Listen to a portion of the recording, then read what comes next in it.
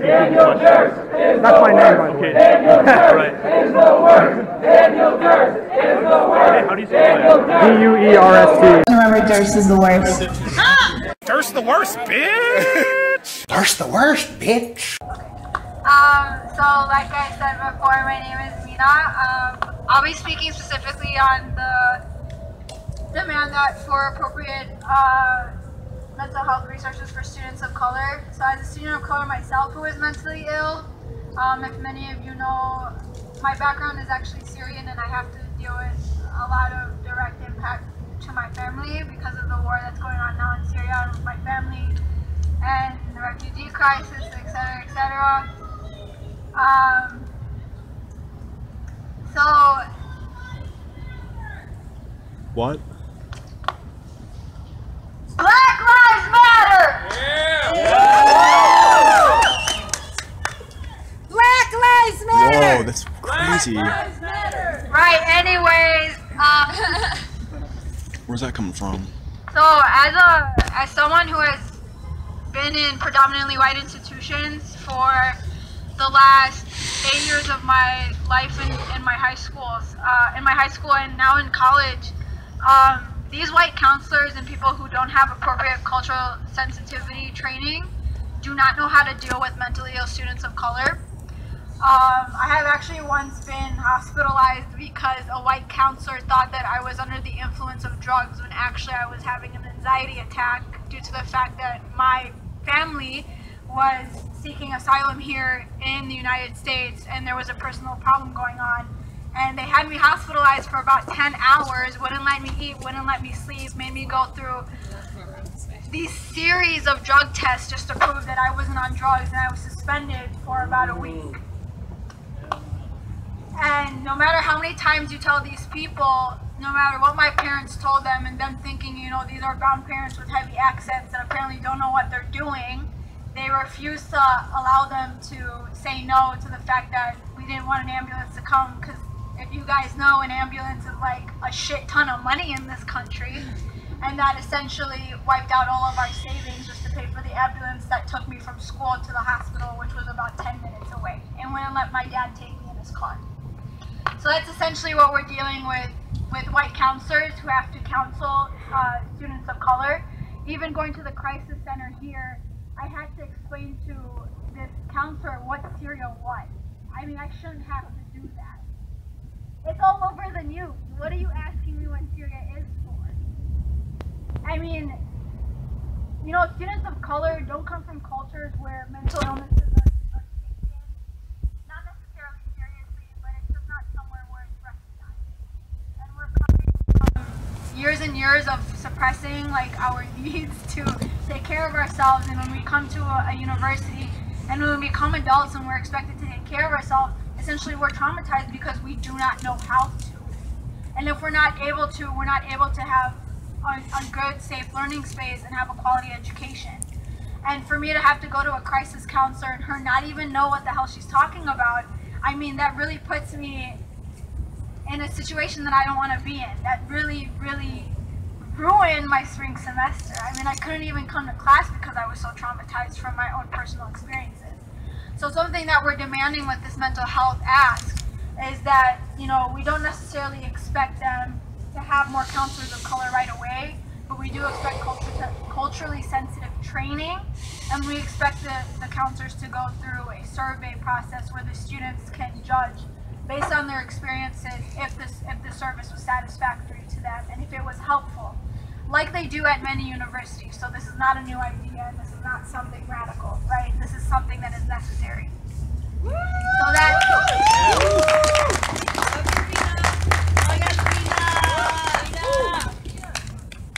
So that's our thing on mental illness.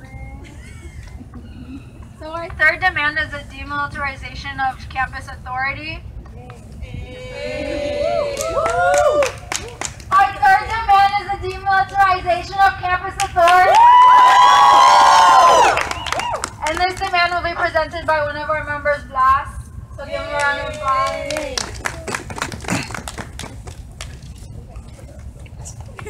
Sorry, y'all. I wrote something. Okay. Well, first of all, I've been a student here at UWM for a long, long time. I've been through quite a journey. I'm the first in my family to attend a four-year university. I was the second in my family to graduate high school.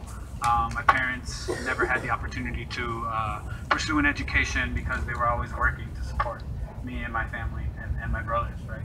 So for me to be here at this institution means a lot, and it means a lot to my family as well. Thank you. I know a lot of y'all have similar situations in your house, so that's why a lot of us here at YPRC are doing what we do, is to continue the legacy of our revolutionary predecessors and to continue this fight, right, that they started. So for years across the country, minimally trained campus law enforcement officers have been increasingly armed with military equipment through the Department of Defense's 1033 program. Over 100 U.S.-based colleges and universities have received excess military equipment since 1998, including Humvees, tear gas, grenade launchers, M14s, M16s, and shotguns. On August 28, 2017, Trump and his lapdogs rolled back Obama's 2015 executive order that limited and prohibited military-grade equipment from being accessible to university police. So this sends a dangerous message to students everywhere, right? Yes. So the campuses are being militarized, and Trump is just allowing it to continue, right?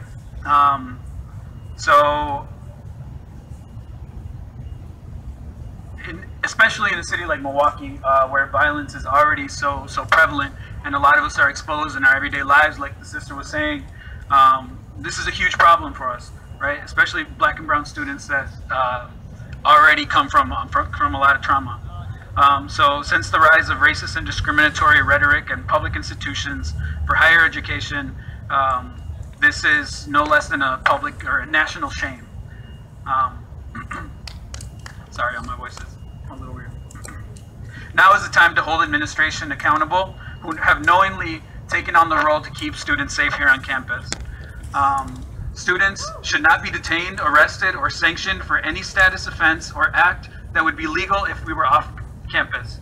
Sanctions should be utilized in clearly defined situations involving a thorough investigation.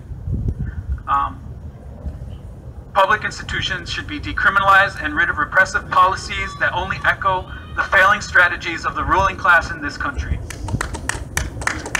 Given that many students and their family members now live in fear of deportation, we call on UWM to immediately develop a protocol to reinstate itself as a sanctuary campus. Because if we do nothing, the university has stated commitments to defend our shared values of inclusion, justice, and humanity will only reveal themselves to be empty promises. We need conflict resolution, not M16s.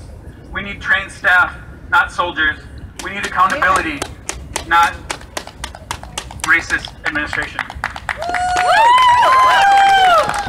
Hopefully they heard that.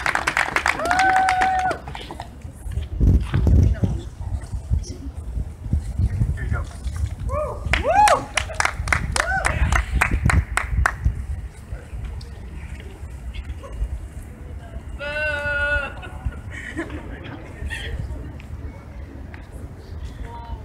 Alright, so our fourth demand is additional funding for the RHC and startup program, specifically for undocumented students, and the person who will be talking about that is Alexa.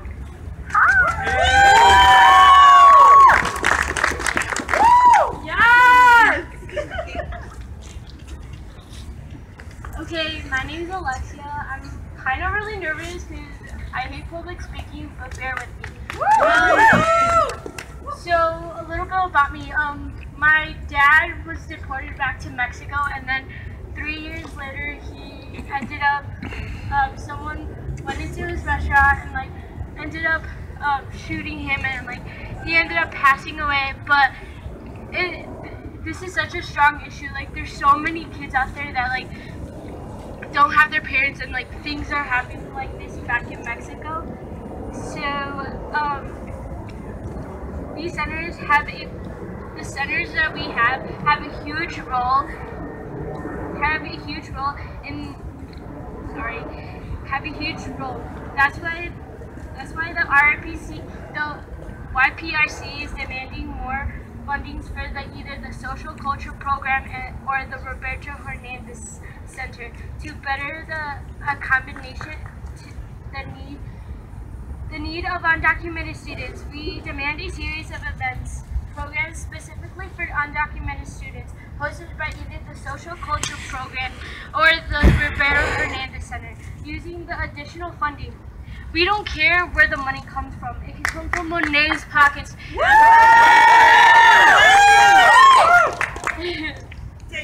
Or anywhere else. We just need the money to be distributed to programs that benefit diverse individuals or anyone that has a different identity. We need a place where people need to feel safe and get away from these gusanos. We're valuable members of this community, and we need to make it known that we don't give up without a fight. We are simply looking for more legalization representation that's free and accessible to different types of resources. More training for staff that accommodate undocumented students. So people need to be able to help undocumented students, help them be able to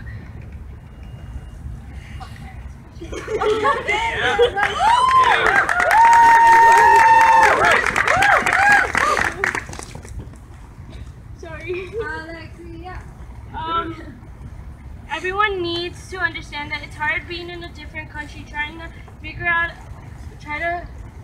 have a better life for you and your family, and having that extra support at school would be the best thing in the world. And that's why these centers are so important. They help individuals be able to find what they need with little that they have, helping them achieve what they've never thought was possible. And I want to leave with a quote from Cesar Chavez. There is no turning back. We will win. We are winning because ours is in a revolution of the heart and the mind. Daniel Durst is That's the my name, worst. by the way. Daniel Durst Right. is the worst. Daniel Durst is the worst. How do you spell Daniel that? Durst. DUERST. Remember, Durst is the worst. Durst the worst, bitch! Subscribe, bitch.